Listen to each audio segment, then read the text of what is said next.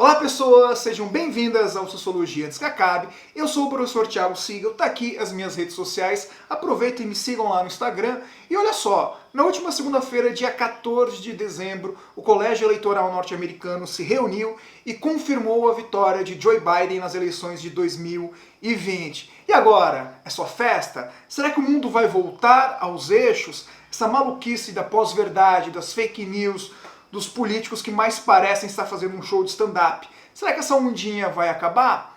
Afinal de contas, o que podemos esperar do governo Joe Biden?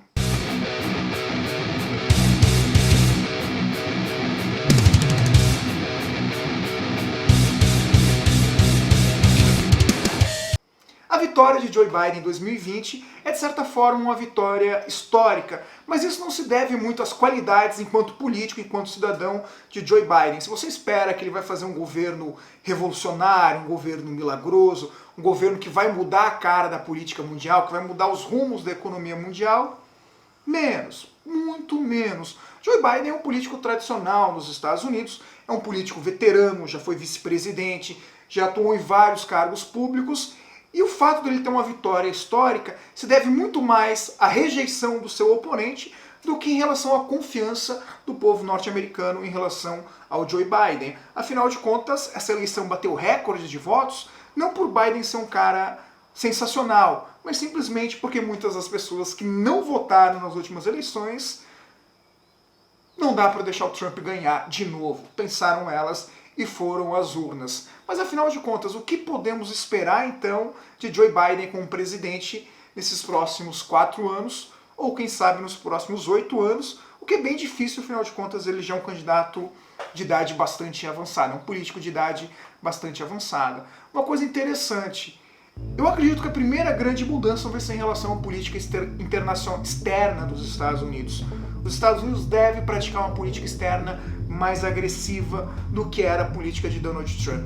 Curiosamente falando, apesar de Trump ter um discurso explosivo, um discurso no sentido de atacar, de desrespeitar os seus adversários, tanto dentro do país quanto fora, as ações do republicano foram pífias.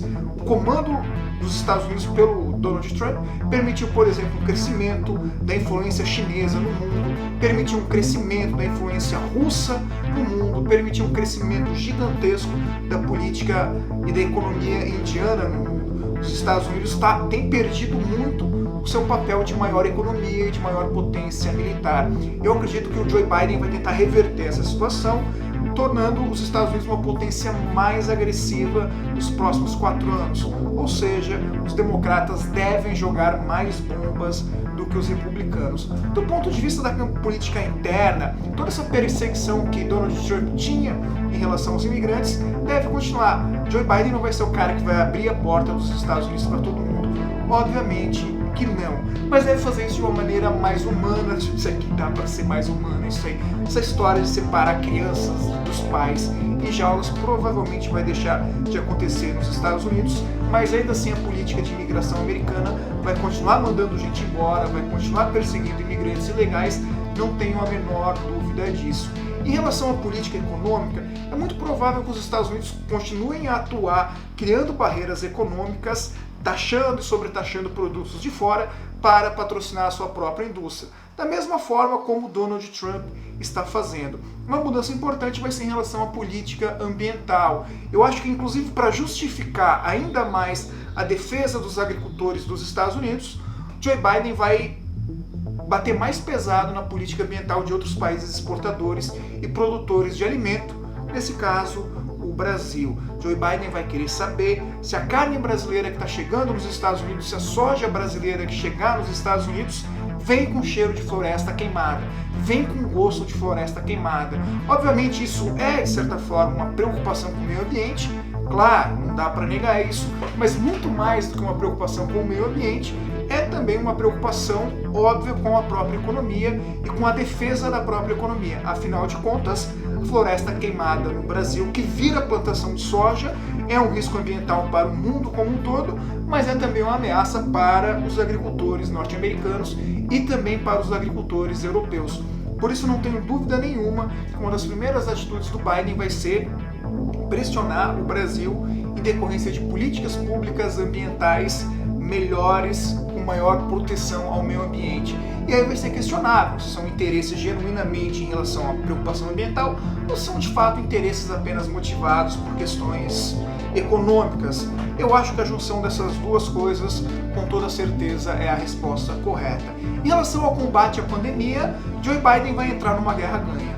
Afinal de contas, muitas vidas se perderam nos Estados Unidos, mas os Estados Unidos é hoje um dos países que tem a maior capacidade de vacinar a população. Então Joe Biden vai aproveitar que essa parte da vacinação nos Estados Unidos começa a funcionar e vai intensificar esse processo, o que me leva a crer que até metade do ano a Covid-19 não deve mais ceifar vida nos Estados Unidos, o que vai fazer também que o governo americano aumente as restrições a estrangeiros que não tenham se vacinado ainda. Por isso deve ficar mais difícil para brasileiros entrarem nos Estados Unidos até que a gente consiga, se é que vamos conseguir, realmente um plano de vacinação contra a Covid-19.